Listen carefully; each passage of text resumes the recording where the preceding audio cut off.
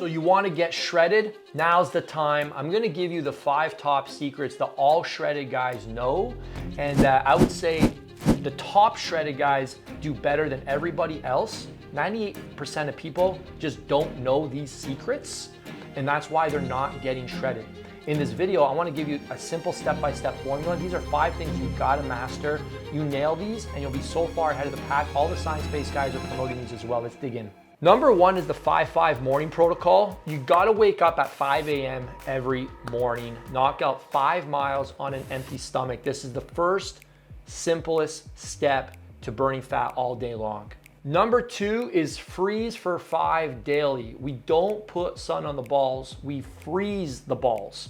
The reason we do this is because it trains your body to release the most stubborn fat that can't be released any other way. It also makes you really tough. Number 3 is 3 low carb days with a high carb day every 4th day, but the key is that you only consume the carbs between 12 p.m. and 6 p.m. and they're specifically high in sugar like candy.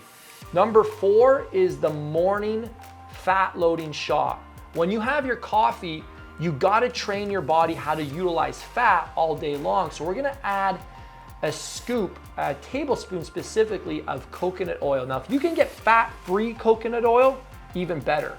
Number 5 is starve the fat after 6. Everything after 6 p.m. is an opportunity to get shredded. If you stop eating at 6 p.m., you won't recognize yourself in the next 3 months. Little bonus tip we'll keep between you and I.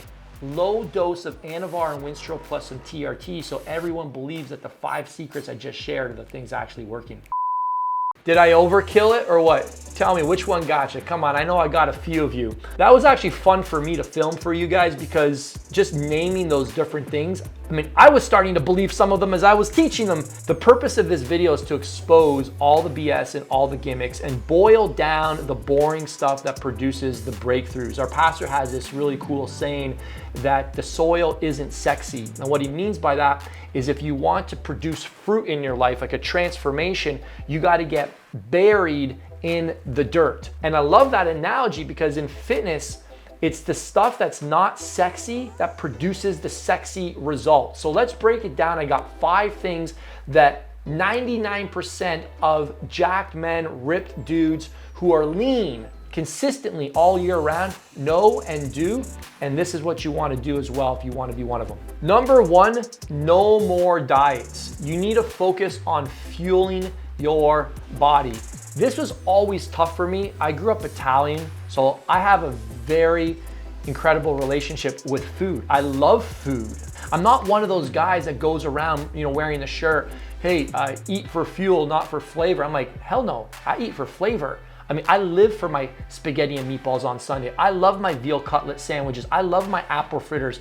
I love an 8-course buffet at a wedding. I like the open bar. I don't go, oh, I'm better than it.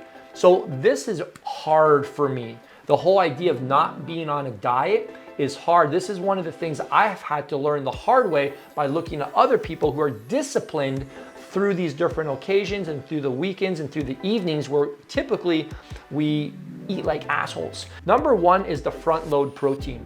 What I mean by front loading protein is to ensure that you eat your protein first, because when you eat your protein first, there's a lower tendency to overeat on the carbs and anything else that can create an excess in calories. Number 2, one of my go-to secrets is to earn your carbs. I find that if I can time carbs pre and post workout, that's the most advantageous for me in staying lean. And it's the whole mindset, did I earn this fuel today?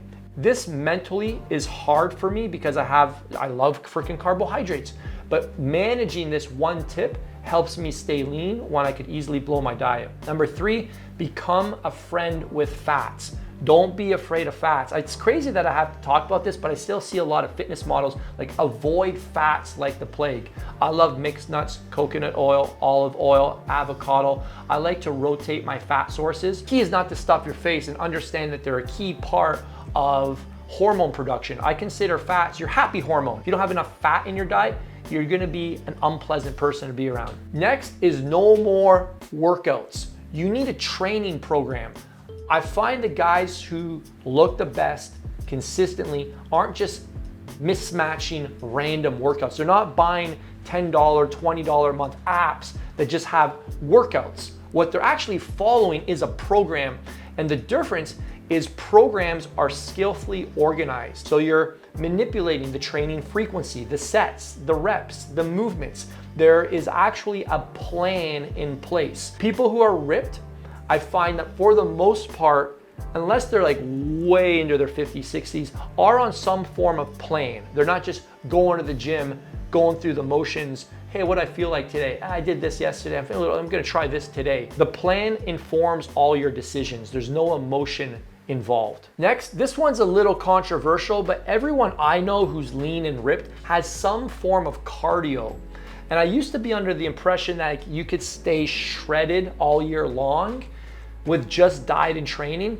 I do believe there's a subset of the population that is ultra disciplined, that has dessert once per year, who can get away with this. But I find, generally speaking, you need some form of energy expenditure. And what I find with this is there's a mental component of adding some form of cardio. I know if I go out for a 45-minute run, I'm not gonna come home and make pancakes.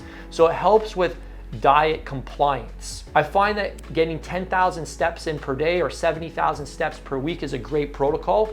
Another protocol that I'm a huge fan of are challenge-based workouts once per week. If you need any help with what those look like, check out my Screw Cardio series. And I find that this also helps with cardiovascular, and it helps with your ability to train longer and harder in the gym. The next thing is being in community, not a lone wolf. I know that my best gains were made when I was training with other guys, and maybe not training with other guys all the time, but from training with pro bodybuilders, hiring trainers, I see what I'm capable of in the gym, and it raises my standards of performance. I know what's possible. I know what dying on the leg press actually feels like, because I worked with Joe Bennett for 6 weeks and he killed me. So when I'm in the gym and I'm putting out 4 out of 10, and I've been with him at a 9 out of 10, I know the gap. So having a community of people, whether it's all the time or periodically, will always help you get better results. Very few people can get more out of their bodies on their own than with a community or with a coach. Lastly, no more blowing your diet. And while it might feel like I got one finger pointed to you, I got 3 pointed back at me. This is the hardest one. What we need instead is consistency. John Maxwell, great leadership coach, says consistency compounds. We don't need to drop 3 pounds this week.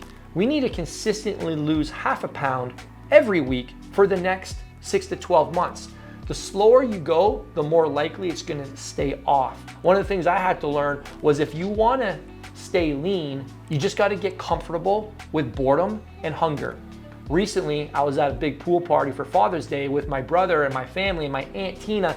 She brings out the most insane spreads you've ever imagined. And I was just starting my diet with my brother, and I said, dude, how the heck are we gonna do this today? He goes, just get comfortable being hungry. And it was really that simple. It was like there was no hack. I mean, I could have some sparkling water, but at the end of the day, it was, you're gonna be hungry today. Just accept that and know that the payoff is way greater than the brownie. You gotta know what you want most. Lastly, what do you think of this? I think we need to change the standard on who we pat on the back for getting in shape. I think it's great that people get in shape once, but you know who we should really be congratulating and patting on the back? The person who's in shape all year long. That's the person who we need to say, wow, that's impressive. Not the person that gets one after photo. We need to congratulate the person who has the same after photo for the last 20 years. That's the person I want to learn from, and that's who we want to start going to for our advice. I hope this video helped reset your standards for who to learn from and what to expect from yourself in order to have that permanent transformation like the guys that you strive to become. Until next time, level up or level off.